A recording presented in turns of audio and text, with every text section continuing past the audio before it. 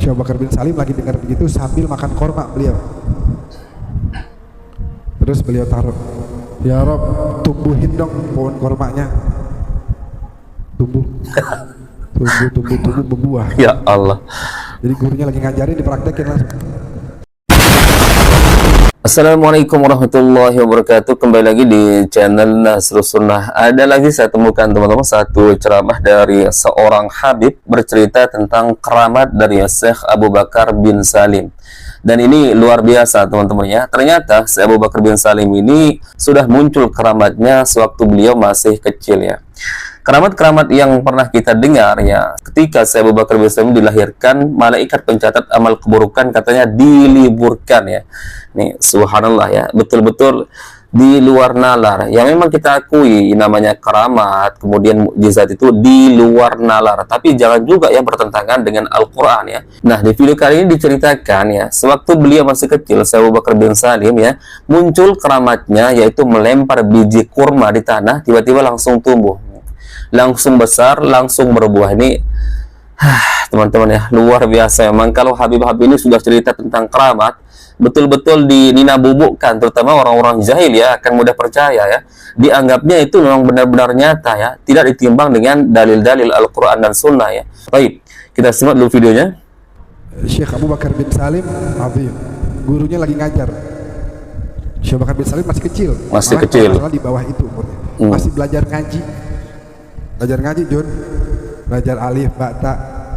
Syekh Abu Bakar bin Salim lagi belajar ngaji, gurunya bilangin habis selesai ngaji ngomong begini.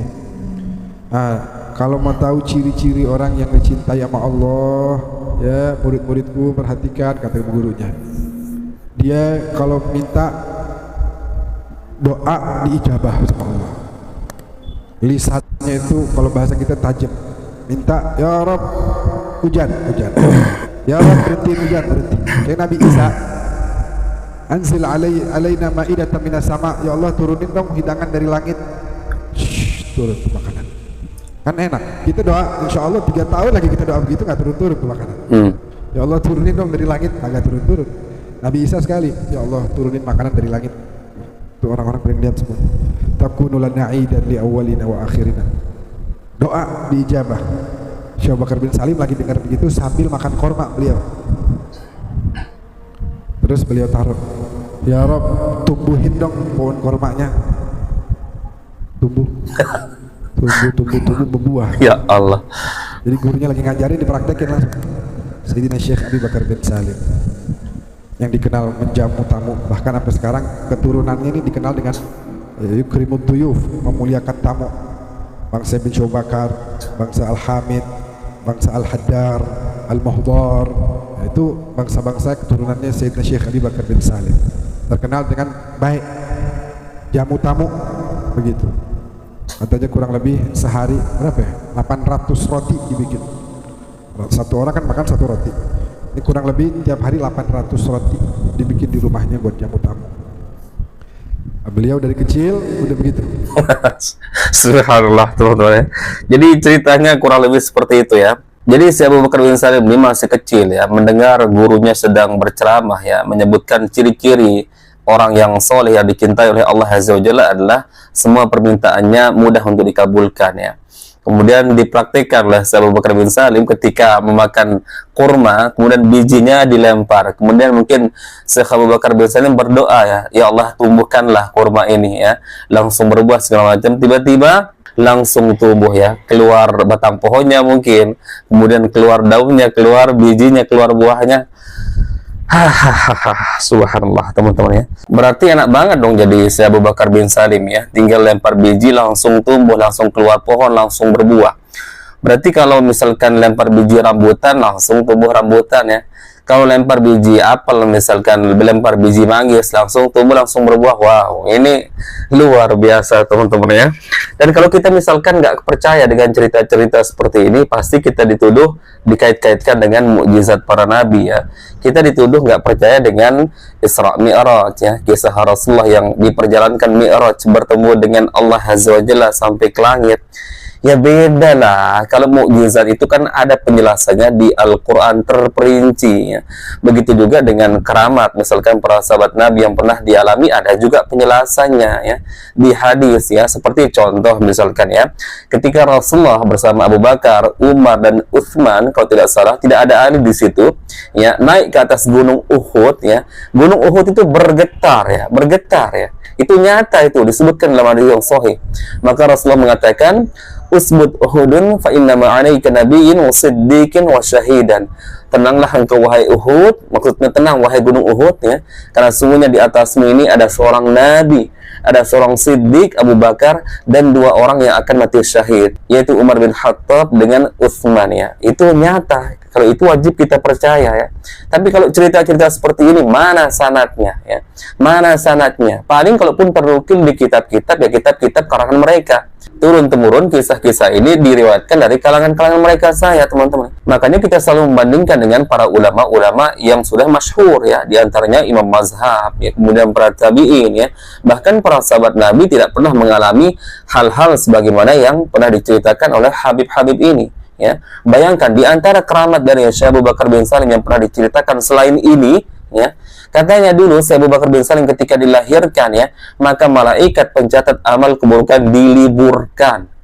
Diliburkan malaikat pencatat amal keburukan. Nggak ada katanya orang berbuat dosa di zaman Syekh Abu Bakar bin Salim ketika dilahirkan. Padahal Allah jelas berfirman dalam Al-Quran, "Ma yalfidhu min qawlin illa ladaihi raqibun atid." Tidak satu perbuatan pun atau tidak satu patah kata pun yang diucapkan oleh manusia, melainkan ada 2 malaikat ya di kiri kanannya sebagai pencatat. Siapa di kiri kanan tersebut? Malaikat, teman-teman, pencatat amal kebaikan dan pencatat amal keburukan. Lalu tiba-tiba malaikat pencatat amal keburukan jadi libur gara-gara Syekh Abu Bakar bin Salim dilahirkan. Ini apa hubungannya, teman-teman ya? Inilah teman-teman, kalau mengikuti pemahaman dari sebagian oknum-oknum para Habib Sufi ini, ya seperti ini, otak semakin rusak, teman-teman ya. Tapi herannya cerita-cerita seperti ini memang disukai, terutama oleh orang-orang yang mungkin saya kategorikan orang yang kurang terlalu kritis ya, kurang mau berpikir ya, tidak melihat bagaimana sejarah para nabi, para rasul ya, sahabat nabi, kemudian para ulama-ulama yang jelas ya keterkenalan akan ilmunya. Ya, Imam Mazhab, Imam Bukhari, Imam Muslim, nggak ada tuh cerita-cerita seperti ini. Yang ada sampai cerita mereka yaitu tentang keilmuannya, kesolehan mereka, ya, tentang hafalan mereka sampai ratusan ribu hadis, bahkan ada yang sampai jutaan hadis, ya. Itu yang sampai kepada kita dan itu bermanfaat bagi umat. Begitu juga menjadi amal jariah bagi ulama-ulama tersebut. Itu seharusnya yang diceritakan. Nah ini Habib ya, kalau sudah cerita tentang keramat-keramat wali-wali mereka, Habib-Habib mereka, ya pasti ceritanya tentang kehebatan ya, yang betul-betul di luar nalar, teman-teman ya. Ya memang ya, namanya mukjizat, namanya karamah itu memang di luar nalar manusia. Ya, tapi tidak juga bertentangan dengan Al-Quran dan Sunnah ya. Kalau mukjizat para nabi, para rasul, kemudian misalkan karamah yang diriwayatkan melalui hadis yang sahih, wajib untuk kita percaya. Dan saya yang pertama kali akan mempercayai hal tersebut. Tapi kalau ini, mana riwayatnya ya? Mana riwayatnya itu sebutkan? Kalaupun ada di kitab, paling kitab-kitab mereka ya. Kenapa nggak ada kisah-kisah Imam Bukhari ya, kisah Imam Muslim, Abu Dawud, At-Tirmizi, Imam Mazhab ya, cerita-cerita keramat seperti ini? Nggak ada, teman-teman ya. Bahkan para ulama seperti Syekhul Islam Ibnu Taimiyah pernah mengatakan karamah paling besar bagi manusia adalah istiqomah ya. Kenapa? Alasannya istiqomah adalah karamah paling besar saking sulitnya yang namanya istiqomah, teman-teman ya. Hari ini mungkin kita bisa istiqomah, belum tentu besok ya.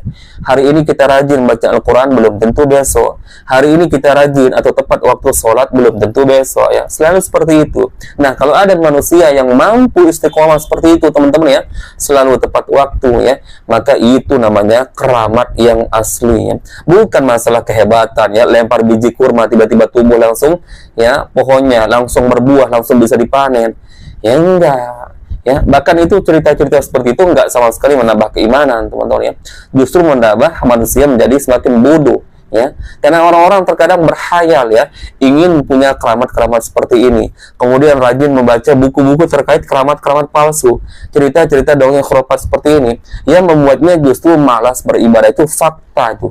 banyak terjadi ya.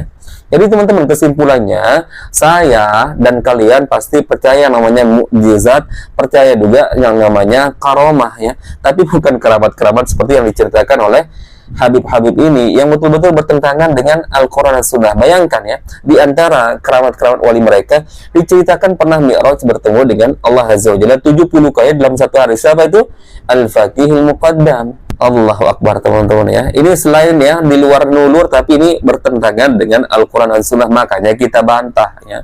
Jadi teman-teman, bukan saya nggak percaya dengan mukjizat ya, bukan saya tidak percaya dengan karomah, tapi harus jelas sumbernya dari mana. Kalau mukjizat Isra Mi'raj, kemudian kisah Ashabul Kahfi teman-teman, itu jelas penjelasannya terperinci di dalam Al-Quran ya. Kemudian karomah-karomah para sahabat Nabi, kalau memang ada nukilan dari hadis yang sahih, wajib kita imani. Tapi kalau ini ya, cerita-cerita tentang Al-Faqihul Muqaddam ya, Syekh Abu Bakar bin Salim ya, Syekh Bamakromah teman-teman, murni riwayatnya dari mereka ya, dari kitab-kitab mereka ya, kemudian disampaikan ke Habib 1, ke Habib kedua, Habib 3 sampai turun temurunnya. Nggak ada tuh penjelasan dari para ulama-ulama yang lain selain dari kalangan mereka sendiri. Baik, teman-teman, semoga ini bermanfaat bagi sharing-sharing bagi kita, dan semoga akal kita semakin terbimbing oleh Allah Azza wa Jalla. Jangan semakin bodoh ya. 2024 harus ya semakin kita tinggalkan keilmuan kita teman-teman ya. Terus belajar dan benahi akal kita. Jangan mudah dibodoh-bodohi, karena semakin hari ya, semakin akhir zaman banyak pembodohan-pembodohan teman-teman ya. Dalam urusan agama inilah bukti akhir zaman. Baik, semoga ini bermanfaat. Barakallahu fikum. Kita bertemu lagi di video berikutnya. Assalamualaikum warahmatullahi wabarakatuh.